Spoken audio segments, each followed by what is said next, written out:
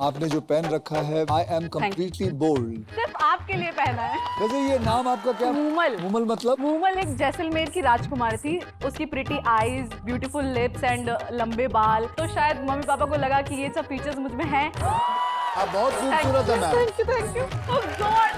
आप किसके साथ आई हैं? सर अपने हस्बैंड के साथ जलने की बदबू आ रही है।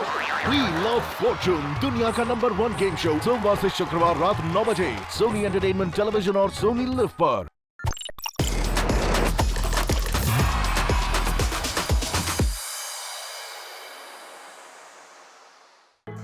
Well, he is certainly on the brink of achieving something incredibly special. He will potentially take over Nadal's record of beating him for the youngest career Grand Slam.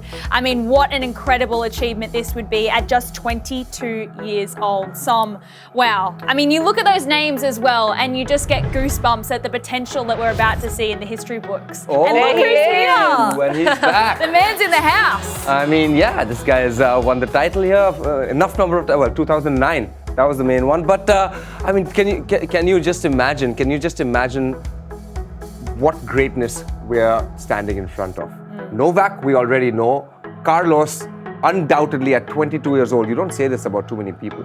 At 22 years old, easy to say he's going to go down as one of the greatest players to ever have picked up a tennis racket.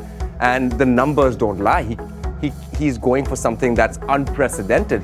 And the best thing is, even if he doesn't do it now, he can come back next year and it'll still be unprecedented. I mean, he can come back in 10 years and he can still do it. But the thing is that for me, we grew up, obviously all of us grew up in an era of three of the greatest players. And I say this three because I with all due respect, I think Andy and Wawrinka are little different than the other three. But I feel that we grew up in that. And we were wondering, how long or how many generations it would take to see greatness like that. Guess what? Carlos Alcaraz is proving to us that he's actually, maybe, if I may dare say so, better just by numbers, by how quickly he's actually catching up to those numbers that the three of them have achieved. And as we saw that list, I mean, he's catching up with Rafa. I mean, he can potentially be the youngest person that has to do those things. And I just feel he's already, I mean, there was a record at the beginning of the week as well, right? In those 100 matches, that was most number of matches. 90 wins. To get there, yeah. The quickest one to get 90 wins in 20 Grand Slams, and Federer has 49, and Novak had 46. Or 66. 66 and 46. But regardless, I mean, he's way ahead of them. And I mean, these are his numbers. He's already a 6-time Grand Slam champion, 19 years, 130 days, youngest men's Grand Slam champion that we have ever seen.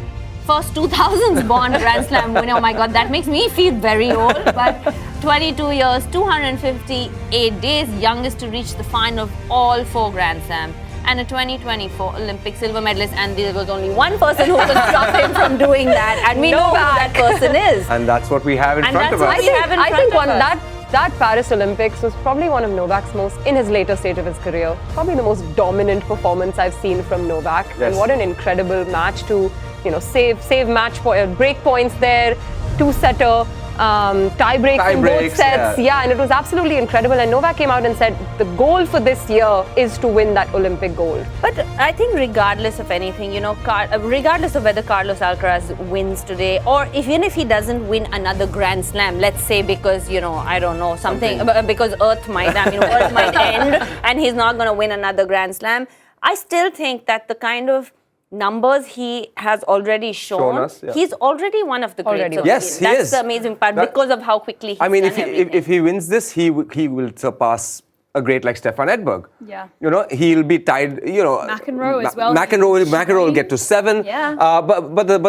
Again, the crazy thing is, if he wins this and he gets to 7, he's even ahead of Bjorn Borg when Bjorn Borg was his age. So he's so far ahead of anybody that tennis has ever seen, and he's up against another person that tennis has never seen. So that's what makes this final such a mouth-watering clash, is that, it's either way you look at it, it's a spectacle. Because it's a great of today and possibly a great of the future that we are witnessing. And when we are talking about GOATs, I mean, you can safely say that there is a pretty good chance that Alcaraz is going to be part of that. So when we talk about Roger, Rafa and Novak, we are going to talk about Carlos Alcaraz. Yeah. 10 years from now, we're going to sit here and say, oh, it was them three, and then it was Carlos Alcaraz and Yannick Sinner, obviously. And how incredible it would be for him to do this in front of Rafa Nadal in the crowd, who has goodness. publicly him come as out and well. said that I support Carlos winning. I'll be happy if Novak wins, but I'm supporting Carlos.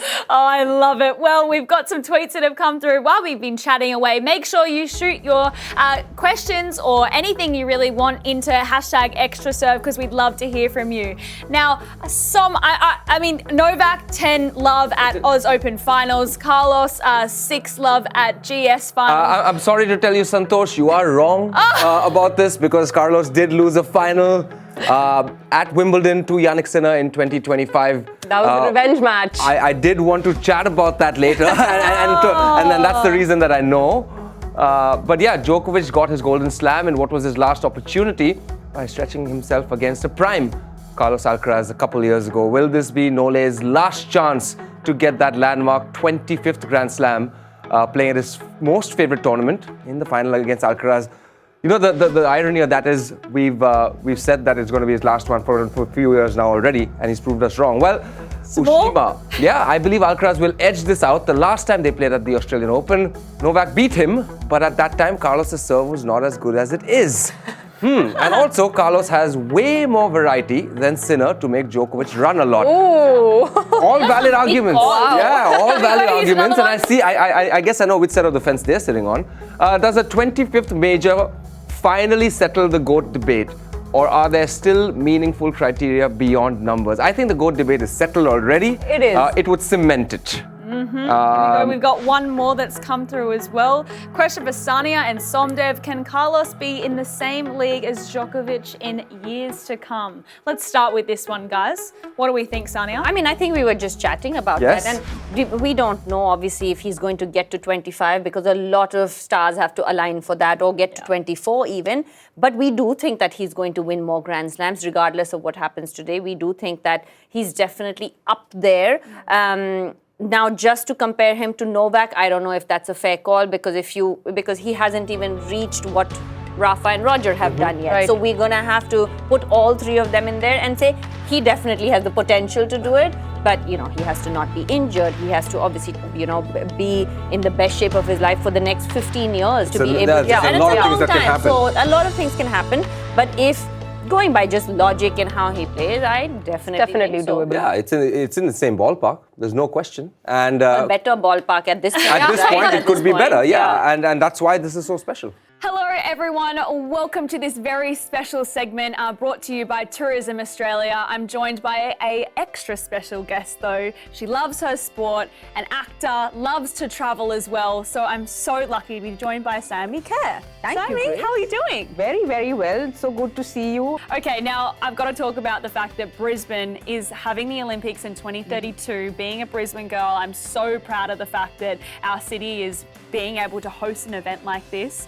I mean, it's really a great, travel point for people to come to just not only experience all the sports that the Olympics has to offer, but really experience Brisbane and Queensland itself. Well, I think one is I'm really excited to go back because, like I said, I love Brisbane. And with Brisbane, with Queensland, you can even go to these really nice trails and hikes, these beautiful waterfalls which I went to, the zoos there, going and hugging the koalas. I feel that's another experience altogether.